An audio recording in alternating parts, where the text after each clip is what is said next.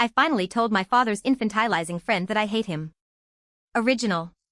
Hey everybody, here's the update. I wrote this a couple days ago but couldn't post it because it was too soon. My husband came home at around 6 o'clock, and after he had something to eat I took him to the bedroom to talk. I sat him down on the bed and told him I was worried about him. I didn't know exactly how to phrase my worries, so I just showed him my original post. When he finished reading the post he started crying, like full-on crying. In all the years that I have known this man, I had never seen a tear roll down his eye. I held him for a few minutes until he could recompose himself, and he told me everything. He told me that the world was in a shitty place right now, and that we're bringing a child into a stressful time. He said when I became pregnant he felt he had to step up. He needed to take care of things because it was his responsibility. He said that the weight of carrying the family was so much harder than he anticipated, so he thought if he doubled down he could get through it. But the more he tried the darker the tunnel got, and eventually he couldn't see an end. He said that he feels like he's constantly drowning, and the only breath of fresh air is on the car ride between home and work.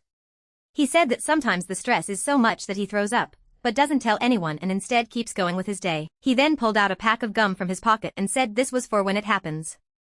I asked him why he couldn't tell me any of this, and he said he didn't want to burden me with the truth.